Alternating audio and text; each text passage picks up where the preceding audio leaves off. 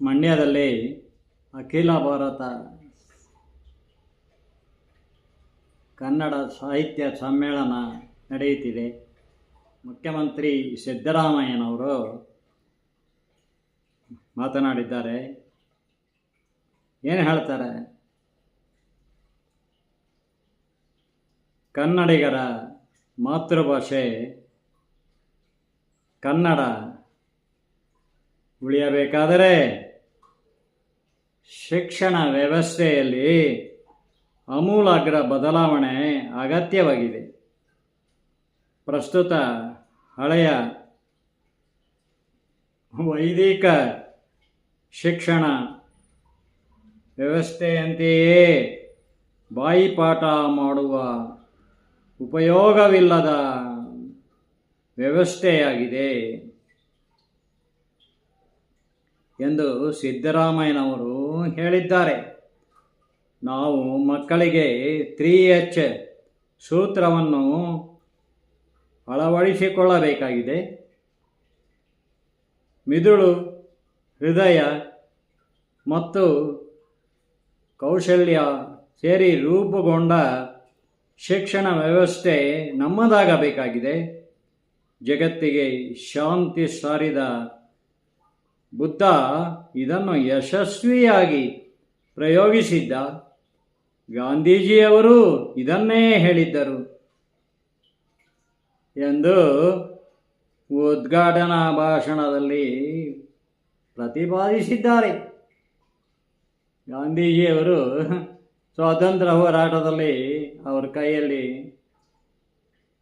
ಭಗವದ್ಗೀತೆ ಇತ್ತು, ಬಾಯಲ್ಲಿ ರಾಮ ಮಂತ್ರ ಇತ್ತು.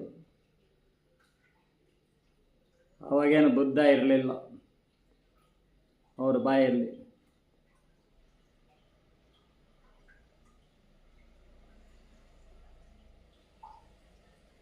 ಗಾಂಧೀಜಿಯವರು ಕೂಡ ಮಿದುಳು, ಹೃದಯ ಮತ್ತು ಕೌಶಲ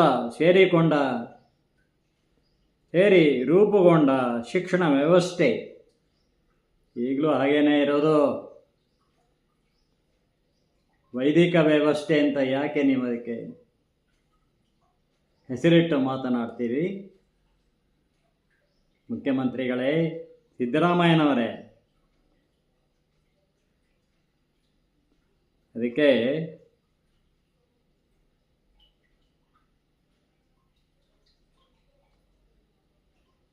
ಸಿದ್ಧಾರ್ಥ ಭಗವಾನ್ ಬುದ್ಧನಾದದ್ದು ತಪಶಕ್ತಿಯಿಂದ.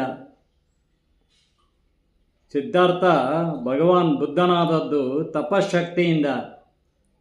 ತನ್ನ ಅಂತರಂಗದೊಳಗೆ ದೇವರನ್ನು ಹೃದಯದಲ್ಲಿ ಕಾಣುವುದರಿಂದ, ಕುಷ್ಠರೋಗಿಯನ್ನು ಪವಾಡ ಸದೃಶವಾಗಿ ಗುಣಮುಖನನ್ನಾಗಿ ಮಾಡಿದುದರಿಂದ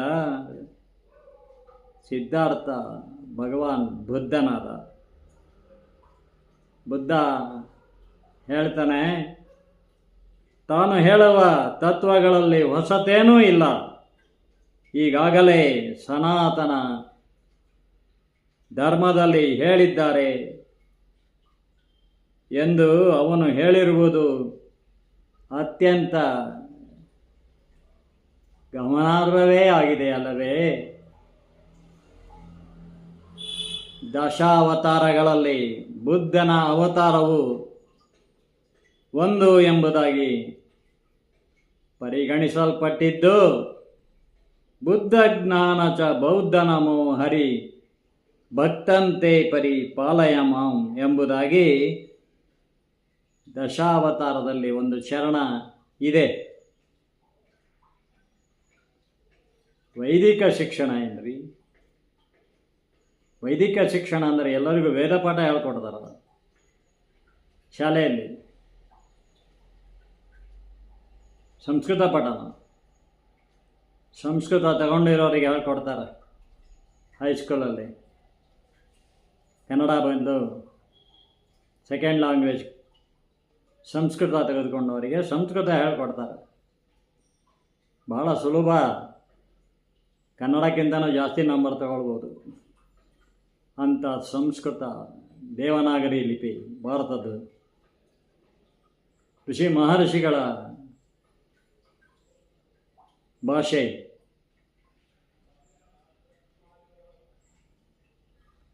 ಹಾಗಾಗಿ ವೈದಿಕ ಸಂಸ್ಕೃತಿ ಎಲ್ಲ ಶಾಲೆಗಳಲ್ಲಿ ಇರುವುದು, ಹೈಸ್ಕೂಲ್ವರೆಗೂ ಇರೋದು, ಕಾಲೇಜಿನಲ್ಲೂ ಕೂಡ ಬಾಯಿಗೆ ಬಂದಂಗೆ ಮಾತನಾಡುವುದು ಅಲ್ಲ.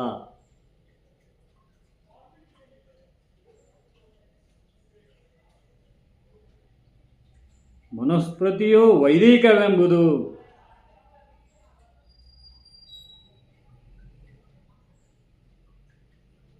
ದ್ವಾಪರ ಯುಗದಲ್ಲೇ ಅಮಾನ್ಯವಾಗಿ ಕಾಣೆಯಾಗಿದೆ. ಈಗ CM ಸಿದ್ದರಾಮಯ್ಯನವರ ಅಹಿಂದ ಅಜೆಂಡಾವು ನಗೆಪಾಟಲಿಗೀಡಾಗಿದೆ ಅಲ್ಲವೇ?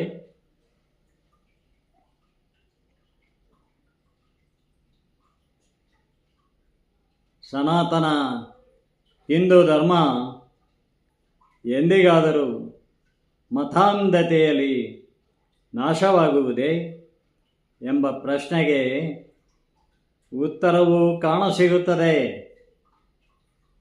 ಗತ ಇತಿಹಾಸದಲ್ಲಿ, ಪುರಾಣದಲ್ಲಿ, ಪೌರಾಣಿಕವಾಗಿ, ಇತಿಹಾಸಕ್ಕಿಂತ ಮುಂಚೆ ಪುರಾಣಗಳು ಇದ್ದದ್ದು. ಜೈನ ಕವಿಗಳ ಮಹಾಭಾರತಗಳು ಮತಾಂಧತೆಯಲ್ಲಿ ಮೂಡಿಬಂದಿವೆ. ಪಂಪನ ವಿಕ್ರಮಾರ್ಜುನ ವಿಜಯ, ಇವನು ಜೈನ ಕವಿ. ಲಕ್ಷ್ಮೀಶನ ಜೈಮಿನಿ ಭಾರತ, 12ನೇ ಶತಮಾನದ ನಾಗಚಂದ್ರನ ರಾಮಚಂದ್ರ ಪುರಾಣ ಕಥಾದಲ್ಲಂತೂ ರಾವಣನನ್ನು ಕೊಂದದ್ದು ಲಕ್ಷ್ಮಣನೆಂದು, ರಾಮನು ಜೈನ ಧರ್ಮ ಸ್ವೀಕಾರ ಮಾಡಿದನೆಂದು ಹೇಳಿದ್ದಾನೆ ನಾಗಚಂದ್ರ. ರಾಮಾಯಣ ಮಹಾಭಾರತವನ್ನು ಹೇಗೆ ಬೇಕಾದರೂ ತಿರುಚಿ ಬರಿಬೋದು, ಅನೇಕ ಸಾಧ್ಯತೆಗಳಿವೆ ಅಂತ ಹೇಳ್ತಾರೆ ವಿಮರ್ಶಕರು. ನಾನು ಓದ್ಕೊಂಡಿದ್ದೇನೆ, 5 ವರ್ಷ ತೆಗೆದುಕೊಂಡಿದ್ದೇನೆ ನಾನು ಅಭಿನವ ಭಾರತ ರಚನೆ ಮಾಡಲು. ಚಂತೆಗೆ 3 ಮಳನೇ ಇರಲಿಲ್ಲ. ನಾವು ಮಾಡುವುದು ನಮ್ಮ ಆತ್ಮಕ್ಕೆ ಮೊದಲು ತೃಪ್ತಿ ತಂದುಕೊಡಬೇಕು. ಪ್ರಶಸ್ತಿಗಾಗಿ ಬರೆಯುವುದಲ್ಲ, ಬಿರುದು ಬಾವಲಿಗಾಗಿ ಬರೆಯುವುದಲ್ಲ, ಪ್ರಚಾರಕ್ಕಾಗಿ ಬರೆಯುವುದಲ್ಲ. ಈಗಿನ ಕಾಲಕ್ಕೆ ಏನು ಬೇಕೋ ಅದನ್ನು ಹೇಳಲಿಕ್ಕೋಸ್ಕರ ಬರೆಯುವುದಲ್ಲ. ಡೇಲ್ ಕಾರ್ನೆಗಿ ಹೇಳ್ತಾನೆ, if you want to do effective public speaking, you must give what they want, your audience. What they want, today's audience. All are negative things. They want ಹೊಡಿ ಬಡಿ ಕೊಲ್ಲು, ಹೇಗಾರು ಹಣ ಮಾಡು, ಒಳ್ಳೆಯದ ಕಾಲ ಇಲ್ಲ. ನೀನು ಸತ್ಯ ಅಂತ ಇದ್ದರೆ ನೀನು ಉದ್ಧಾರ ಆಗಲ್ಲ. ಅವರಿಗೇನಿದೆಯೋ ಅದರೇ ರುಚಿಯಾಗಿ ಹೇಳಬೇಕು ಅಲ್ಲವೇ? ನಮ್ಮ ಜನತೆ ಎಚ್ಚೆತ್ತುಕೊಳ್ಳಬೇಕು. ಯಾವುದು ಒಳ್ಳೆಯದು, ಯಾವುದು ಕೆಟ್ಟದ್ದು ಎಂಬುದು ತಮ್ಮ ಹೃದಯದಲ್ಲಿರುವ ಆತ್ಮ ಪ್ರಜ್ಞೆ ಅಂತ ಒಂದಿದೆ, ಪ್ರಜ್ಞಾ ಪ್ರವಾಹ ಇದೆ, ಅದು ಹೇಳ್ತಾ ಇರುತ್ತೆ ಯಾವುದು ಒಳ್ಳೆಯದು, ಯಾವುದು ಕೆಟ್ಟದ್ದು ಅಂತ. ದಿಢೀರ್ ಹಣ ಮಾಡುವುದು ಅಲ್ಲ, ದಿಢೀರ್ ಅಡ್ಡದಾರಿ ಹಿಡಿದು ಮಾಡಬಾರದ್ದು ಮಾಡುವುದಲ್ಲ. ವಚನ ಭಾರತ, ಸಂಸ್ಕೃತದಿಂದ ಮೊದಲು ಕನ್ನಡಕ್ಕೆ ಬಂದ ವಚನ ಭಾರತ ನಿಷ್ಠವಾದ ಕೃತಿ ಅಂತ ಹೇಳಿದ್ದಾರೆ. ಮೂಲ ಮಹಾಭಾರತಕ್ಕೆ ನಿಷ್ಠವಾದ ಕೃತಿ ವಚನ ಭಾರತ. AR ಕೃಷ್ಣಶಾಸ್ತ್ರಿ ಅವರು, ಡಾಕ್ಟರ್ AR ಕೃಷ್ಣಶಾಸ್ತ್ರಿ ಅವರು ಕೂಡ ಪ್ರೊಫೆಸರ್ ಆಗಿದ್ದರು ಮೈಸೂರು ವಿಶ್ವವಿದ್ಯಾನಿಲಯದಲ್ಲಿ. 50 ಪುಟಗಳಷ್ಟು ಪೀಠಿಕೆ ಬರೆದಿದ್ದಾರೆ, ರೆಫರೆನ್ಸ್ಗಳನ್ನು ಹಾಕಿದ್ದಾರೆ. ನವೋದಯ ಕನ್ನಡವೂ ಕೂಡ ಆಗ ಇನ್ನೂ ಹುಟ್ಟಿರಲಿಲ್ಲ. ನವೋದಯ, ನವ್ಯ, ದಿವ್ಯ ಯಾವುದೂ ಇಲ್ಲ. ಆ ಕಾಲದಲ್ಲಿ ಅವರು ಬಹಳ ಶ್ರಮ ಹಾಕಿದ್ದಾರೆ. ತುಂಬ ಚೆನ್ನಾಗಿ ಬರೆದಿದ್ದಾರೆ. ಅವರು ಹೇಳ್ತಾರೆ, ಆ ಪೀಠಿಕೆಯಲ್ಲಿ ಇವತ್ತು ಹೇಗಿದೆ, 1950ರಲ್ಲಿ ಬಿಡುಗಡೆ ಆಗಿರೋದು, ಇವತ್ತು ಹೇಗಿದೆ ಪ್ರಪಂಚ, ಅದನ್ನು ಅವತ್ತೇ ಅವರು ಹೇಳ್ತಾರೆ. ಎಂತಹ ಮಹಾನ್ ದೂರದೃಷ್ಟಿ.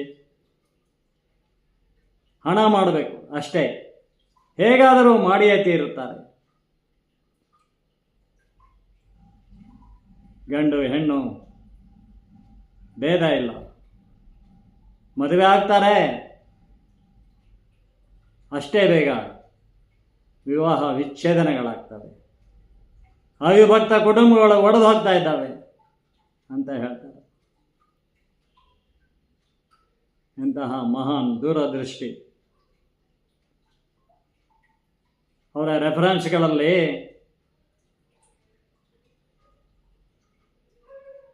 ಡಾಕ್ಟರ್ ಸರ್ವಪಲ್ಲಿ ರಾಧಾಕೃಷ್ಣನ್, ರಾಧಾಕೃಷ್ಣನ್ 2 ಟರ್ಮ್ಗೆ ಪ್ರೆಸಿಡೆಂಟ್ ಆಗಿದ್ದರು. ಭಾರತದ ಎರಡು ಟರ್ಮಿಗೆ ಭಾರತದ ರಾಷ್ಟ್ರಪತಿಯಾಗಿದ್ದರು. ಅವರು ಬರೆದ ಮಹಾಭಾರತವನ್ನು ಇಂಗ್ಲೀಷಲ್ಲಿ ಬರೆದಿದ್ದಾರೆ. ಅವು ದಿ ಗ್ರೇಟ್ ಇಂಡಿಯನ್ ಫಿಲಾಸಫರ್ ಅಂತ ಹೇಳ್ತಾರೆ ರಾಧಾಕೃಷ್ಣನ್ ಅವರನ್ನು. ಅದನ್ನು ರೆಫರೆನ್ಸ್ಗೆ ಹಾಕಿದ್ದಾರೆ. ನಾನು ಕೂಡ ಅಭಿನವ ಭಾರತಕ್ಕೆ 9 ಮಹಾಭಾರತವನ್ನು ಸ್ಟಡಿ ಮಾಡಿದ್ದೇನೆ.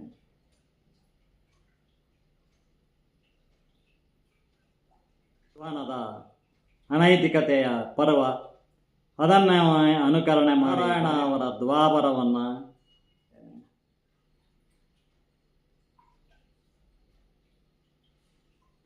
ನಮ್ಮ ಅಂತರಂಗ ಶುದ್ಧಿಯಾಗಿರ್ಬೇಕ್ರಿ. ಅದಕ್ಕೆ ಸಾಕ್ಷಿ ಚೇತನನಾಗಿರಬೇಕು ನಾನು ಬರವಣಿಗೆ ಮಾಡುವಾಗ. ನನ್ನ ದೇಶ, ನನ್ನ ಸಮಾಜ, ನನ್ನ ಜನ, ಅವ್ರಿಗೆ ನಾನು ಒಳ್ಳೆಯದನ್ನೇ ಕೊಡಬೇಕು. ಇವತ್ತು ದುಡ್ಡು ಇರುತ್ತೆ, ನಾಳೆ ಇರಲ್ಲ. ಆದರೆ ಎಷ್ಟು ದುಡಿದೆ ಅನ್ನೋದಕ್ಕಿಂತ ಎಷ್ಟು ಸೇವಿಂಗ್ಸ್ ಮಾಡಿದೆ ಅನ್ನೋದು ಬಹಳ ಮುಖ್ಯ. ಅದನ್ನು ತಿಳ್ಕೊಂಡ. ಹಾಗಾಗಿ ಕತೆ ಕಾದಂಬರಿಗಳನ್ನು ಬರಿತಾ ಇದ್ದವನು ನಾನು. ಸಾಹಿತ್ಯ ಕ್ಷೇತ್ರದಲ್ಲಿ ಕಾಣೆಯಾದೆ. ಕಂಪ್ಯೂಟರ್ ಕ್ಷೇತ್ರದಲ್ಲಿ 3 ಟೈಟಲ್: ವಿನ್ ಕಂಪ್ಯೂಟರ್, ಮೇಜಿನ ಮೇಲಿನ ಪ್ರಕಾಶನ, win your PC. Win computer ಇವತ್ತಿಗೂ ಬೇಡಿಕೆಯಲ್ಲಿದೆ. ವಿಂಡೋಸ್ 7ವರೆಗೂ ರಿವೈಸ್ ಮಾಡಿ ಮಾಡಿ ಮಾಡಿ ಹಾಕಿದೆ, ಹಾಕಬೇಕು. ವಿಂಡೋಸ್ 7ಗೂ ಇವತ್ತಿರೋ ವಿಂಡೋಸ್ 10, 11ಗೂ ಏನಂತ ವ್ಯತ್ಯಾಸ ಇಲ್ಲ. ಇವತ್ತಿಗೂ ಬೇಡಿಕೆಯಲ್ಲಿದೆ. ಆದರೆ ಪ್ರತಿಗಳೆಲ್ಲ ಖಾಲಿ. 35,000 ಪ್ರತಿಗಳು ಸೇಲ್ಸ್ ಆಗಿವೆ. ಲಕ್ಷಗಟ್ಟಲೆ ಸಂಪಾದನೆ ಮಾಡಿದ್ದೇನೆ. ಅದರಿಂದ ಮಕ್ಕಳನ್ನು ಸಾಫ್ಟ್ವೇರ್ ಇಂಜಿನಿಯರ್ಸ್ ಮಾಡಿದ್ದೇನೆ. ಬಹಳ ಕಡಿಮೆ ಸಂಬಳ. ನಾನು ಟೆಲಿಕಾಮ್ ಡಿಪಾರ್ಟ್ಮೆಂಟಲ್ಲಿದ್ದಿದ್ದೆ. ಆಗ ಬಿಡುವಿನ ವೇಳೆಯಲ್ಲಿ ಕೆಲಸವನ್ನು ವಟಾರದಲ್ಲೇ ಮಾಡಿದ್ದೆ. ವಟಾರಕ್ಕೊಂದು ಕಂಪ್ಯೂಟರ್ ನಾನು ಹೇಗೆ ತಂದು, ಎಲ್ಲ ಆ ದೇವರ ಪ್ರೇರಣೆ. ಇವತ್ತು ನಾನು ಹಿಂತಿರುಗಿ ನೋಡಿದ್ರೆ ಹೆಮ್ಮೆ ಆಗ್ತದೆ. ಬಸವಣ್ಣವರು ಹೇಳ್ತಾರೆ, ಬಿರುದು ಬಾವಲಿಗಳಿಗೋಸ್ಕರ, ಪ್ರಶಸ್ತಿಗಳಿಗೋಸ್ಕರ ಬರೆಯುವುದಲ್ಲ. ನನ್ನ ದೇಶ, ನನ್ನ ಜನ, ನನ್ನ ರಾಜ್ಯ, ನಮ್ಮ ಕನ್ನಡಿಗರು, ನಮ್ಮ ನಾಡು ಕರುನಾಡು, ಅವರಿಗೆ ನಾನು ಒಳ್ಳೆಯದನ್ನೇ ಕೊಡಬೇಕು ಅಂತ. ಅವರನ್ನು ಒಳ್ಳೆಯದರ ಎತ್ತರಕ್ಕೆ ಎತ್ತಬೇಕು. ಅವರ ಲೆವೆಲ್ಲಿಗೆ ನಾವು ಇಳಿದು ಇನ್ನು ಅವರನ್ನು ಅಧೋಗತಿಗೆ ತರಬಾರ್ದು. ಖುಷಿ ಆಗುತ್ತೆ, ಅದು ಭಾಳ ಖುಷಿ ಕೊಡುತ್ತೆ ಬೇಗ ಅಲ್ವೇ. ಕೆಟ್ಟದ್ದು ಯಾವಾಗಲೂ ಅಚ್ಚೆ, ಸತ್ಯ ರುಚಿಸೋದಿಲ್ಲ. ಆದರೆ ಜನಾಂತರವಾದ ಸತ್ಯ ಬಹಳ ಕಠೋರವಾದದ್ದು. ಅದು ಸಿಡಿದ್ರೆ ಅದ್ರ ಎದುರುಗಡೆ ಯಾರೂ ನಿಲ್ಲಲ್ಲ. ಧೃತರಾಷ್ಟ್ರ ಹೇಳ್ತಾನೆ, ಧರ್ಮರಾಜನ ಸಾತ್ವಿಕ ಕೋಪಕ್ಕೆ ಅಂಜಬೇಕು ದುರ್ಯೋಧನ, ಅದು ಸಿಡಿದ್ರೆ ಅವನ ಎದುರುಗಡೆ ಯಾರೂ ನಿಲ್ಲಕ್ಕೆ ಸಾಧ್ಯ ಇಲ್ಲ. ಏನು ಮಾಡ್ತೀವಿ ಕೊನೆಗೆ?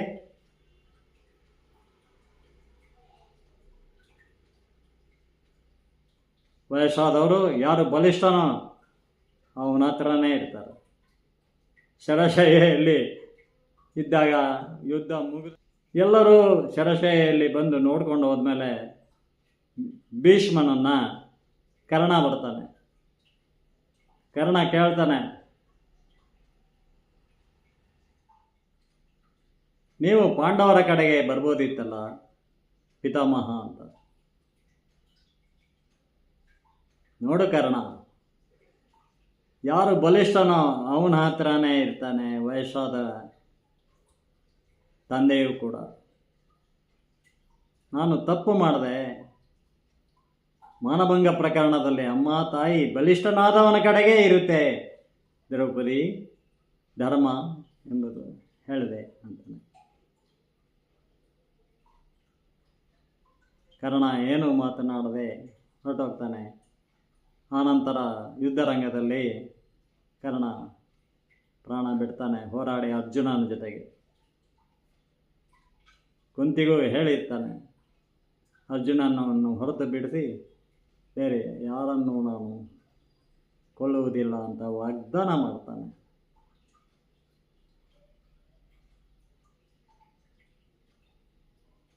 ಮಹಾಭಾರತವನ್ನು ನಾನು ಕೂಡ ಹೊಸ ಬೆಳಕು, ಹೊಸ ತಿರುವಿನಲ್ಲಿ ಬರೆದಿದ್ದೇನೆ. ಮಾನಭಂಗ ಪ್ರಕರಣದಲ್ಲಿ, ದ್ರೌಪದಿ ಮಾನಭಂಗ ಪ್ರಕರಣದಲ್ಲಿ ಸೀರೆ ಅಕ್ಷಯ ಆಗುವುದಿಲ್ಲ. ಅವಳು ಒಂದು ಮಾತು ಹೇಳಿ ಮಕಾಡೆ ಕವಚ ಮಲಗ್ತಾಳೆ. ಏನು ಹೇಳ್ತಾಳೆ? ನಾನು ಪಂಚಪಾಂಡವರೊಂದಿಗೆ ಸಂತ ಸಂಸಾರಿಣಿಯಾಗಿ ಕಾಯ ವಾಚ ಮನಸ ನಾನು ಪತಿವ್ರತೆಯಂತೆ ಇದ್ದಿದ್ದು ನಿಜವಾದರೆ ನನ್ನನ್ನು ಇಲ್ಲಿಯವರೆಗೆ ಎಳೆದುಕೊಂಡು ಬಂದಿದ್ದಾನೆ ಕೂದಲಿಡಿದು ದುಶ್ಯಾಸನ. ಈಗ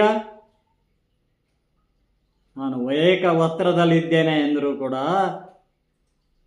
ಸೀರೆ ಸೆಳಿ ಅಂತ ಹೇಳ್ತಾ ಇದ್ದೀರಾ ಪಿತಾಮಹ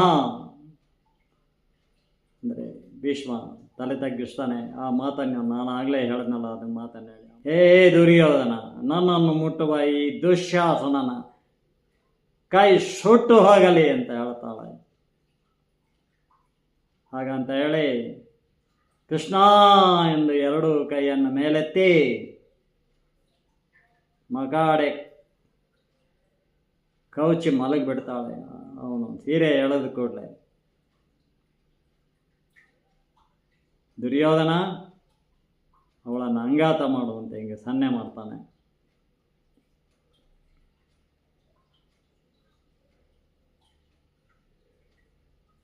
ಅಲ್ಲಿಯವರೆಗೂ ಸಭಾಂಗಣಕ್ಕೆ ಎಳೆದುಕೊಂಡು ಬಂದಿದ್ದು ಅವಳ ಕೂದಲಲ್ಲಿ ಎಳ್ಕೊಂಬಂದಿರ್ತಾನೆ. ದುಶ್ಯಾಸನ ಮೈ ಮುಟ್ಟಿರೋದಿಲ್ಲ. ದುರ್ಯೋಧನ ಕೈ ಸನ್ನೆ ಮಾಡಿದ ಕೂಡಲೇ ಬಂದು ಆಕೆಯನ್ನು ಅಂಗಾತ ಮಾಡಲಿಕ್ಕೆ ರೆಟ್ಟೆ ಹಿಡಿದು ತಿರುವಿ ಮಲಗಿಸಲು ಪ್ರಯತ್ನ ಮಾಡ್ತಾನೆ. ಅಂಗಾತ ಮಲಗಿಸಲು ಅಜೋ ಕೈ ಸುಟ್ಟೋಯ್ತು ಅಂತ ಓಡೋಗ್ಬಿಡ್ತಾನೆ ಅಂತಃಪುರದೊಳಗೆ. ಪವಾಡವನ್ನು ನಾನು ಬಿಟ್ಟಿಲ್ಲ ರೀ, ಪವಾಡ ಬರೆದಿದ್ದೇನೆ. ಆಮೇಲೆ ಪ್ರತಿಭೆ ಹೇಗಿರ್ತದೆ? ಪ್ರತಿಭೆ ದೈವದತ್ತವಾದದ್ದು. ಬಹಳ ಆಶ್ಚರ್ಯ ಆಗ್ತದೆ ನನಗೆ. ನೋ ಬಡಿ the judge of is own merits ಅಂತ ಹೇಳ್ತಾರೆ. ಭಾಳ ಆಶ್ಚರ್ಯ ಆಯಿತು. ನಾನು ಹೀಗೆ ಮಾಡಿಬಿಟ್ನಲ್ಲ, ನಾನು ಇದನ್ನು ಹೇಗೆ ಸಮರ್ಥಿಸ್ಕೊಳ್ಳೋದು ಅಂತ ಯೋಚನೆ ಮಾಡಿದಾಗ ನೆಕ್ಸ್ಟು ಒಂದು ಉಪಕಥೆ ಬರ್ತದೆ, ನಳದಮಯಂತಿ ಕತೆ.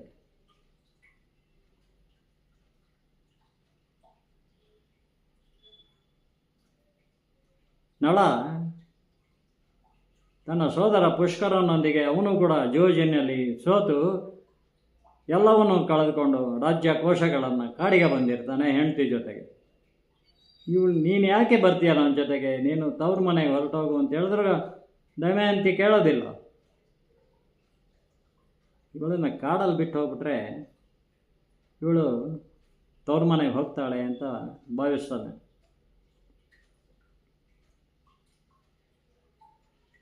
ಹಾಗೆ ಅವಳು ಮಲಗಿದ್ದಾಗ ಬಿಟ್ಟು ಹೋಗ್ಬಿಡ್ತಾನೆ. ಅವನು ಹೋಗೋದೇನೋ ಹೋಗ್ಬಿಟ್ಟ. ಒಂದು ಹೆಬ್ಬಾವು ಬಂದು ಇವಳನ್ನು ನುಂಗ್ಲಿಕ್ಕೆ ಶುರು ಮಾಡ್ತದೆ. ಕಾಪಾಡಿ ಕಾಪಾಡಿ ಅಂತ ಇವಳು ಕೂಗಕ್ಕೆ ಶುರು ಮಾಡಿದಾಗ ಬೇಡರನು ಬಂದು ತನ್ನ ಕತ್ತಿಯಿಂದ ಆ ಹೆಬ್ಬಾವನ್ನು ಸೀಳಿ ಅವಳನ್ನು ಬದುಕಿಸ್ತಾನೆ. ಅವಳು ಅವನಿಗೆ ಕೃತಜ್ಞತೆ ಸೂಚಿಸಿ ಸನಿಹದಲ್ಲೇ ಇದ್ದ ಗಂಗಾ ನದಿಗೆ ಹೋಗಿ ಸ್ನಾನ ಮಾಡಿ ಅದೇ ಏಕವಸ್ತ್ರದಲ್ಲಿ ತೀರೆಯಲ್ಲಿ ನಡೆದು ಬರ್ತಾಳೆ. ಬರ್ತಾ ಇರುವಾಗ ಇವನು ಕಾಮೋದ್ರಿಕ್ತನಾಗಿ ಅವಳಿಗೆ ಬಲಾತ್ಕಾರ ಮಾಡಲು ಹೋದಾಗ ಅವಳು ಹೇಳ್ತಾಳೆ, ನಾನು ಕಾಯ ವಾಚ ಮನಸ ನಳನನ್ನಲ್ಲದೆ ನನ್ನ ಪತಿ ನಳನನ್ನಲ್ಲದೆ ಬೇರೆ ಯಾವ ಪುರುಷರನ್ನು ನಾನು ಕಾಮುಕ ದೃಷ್ಟಿಯಿಂದ ನೋಡದೇ ಇದ್ದಿದ್ದರೆ, ನೋಡದೇ ಇಲ್ಲವಾದರೆ, ನೋಡೇ ಇಲ್ಲ ನಾನು, ಹಾಗಾದರೆ ನನ್ನನ್ನು ಮುಟ್ಟುವ ಈ ವ್ಯಾಧನ ಸುಟ್ಟು ಭಸ್ಮವಾಗಲಿ, ನನ್ನನ್ನು ಮುಟ್ಟುವ ಈ ವ್ಯಾಧನು ಸುಟ್ಟು ಭಸ್ಮವಾಗಲಿ ಎಂದು ಹೇಳ್ತಾಳೆ. ನನಗೆ ಬಹಳ ಸಂತೋಷ ಆಗಾಯಿತು, ಇದನ್ನು ನಾನು ಸಮರ್ಥಿಸ್ಕೋಬಹುದು ಅಂತ. ಅಲ್ಲ ರೀ ಆತ್ಮೀಯರೇ, ಸ್ನೇಹಿತರೆ, ನಾನು ಮುಟ್ಟಿದ್ದಕ್ಕೆ ಬರೀ ಬೆರಳು ಸುಟ್ಟಾಯಿತು ಅಂತ ಬರೆದಿದ್ದೇನೆ. ಇಲ್ಲಿ ಸುಟ್ಟು ಭಸ್ಮ ಆಗಿಬಿಡ್ತಾನೆ. ಬಹಳ ಸಂತೋಷ ಆಯಿತು. ಎಲ್ಲ ಆ ದೇವರದೇ ಅನಿಸಿತು.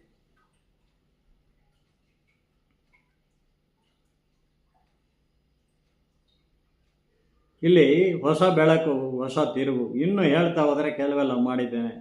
ಇನ್ನೂ ಒಂದೆರಡು ಪಾಯಿಂಟ್ಸ್ ಇವೆ. ಪವಾಡವನ್ನು ತೆಗೆದುಹಾಕಿ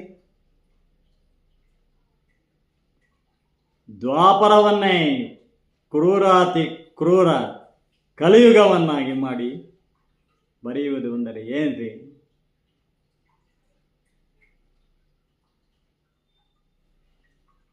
ನಾನು ನನ್ನ ಹೆಸರನ್ನು ಸಾರ್ಥಕ್ಕೆ ಮಾಡಿಕೊಂಡಿದ್ದೇನೆ. ಶಿವ ಅಂದರೆ ಸತ್ಯ, ರಾಮ ಅಂದರೆ ಅದನ್ನು ಪ್ರತಿಪಾದನೆ ಮಾಡಿದವನು ಅಂತ ನಾನು ಒಬ್ಬ ಆಟೋಗ್ರಾಫ್ ಬರೆದಿದ್ದ ನನ್ನ ಸ್ನೇಹಿತ ಟ್ರೈನಿಂಗ್ ಸೆಂಟ್ರಲ್ಲಿ, ಟೆಲಿಕಾಮ್ ಟ್ರೈನಿಂಗ್ ಸೆಂಟ್ರಲ್ಲಿ.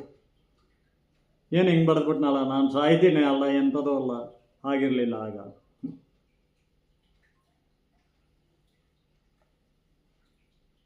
ನಾವು ಬರೆದಿದ್ದು ನಮಗೆ ಆತ್ಮ ಸಂತೋಷ ಕೊಡಬೇಕು, ಆತ್ಮ ತೃಪ್ತಿ ಕೊಡಬೇಕು ಅಲ್ಲವೇ?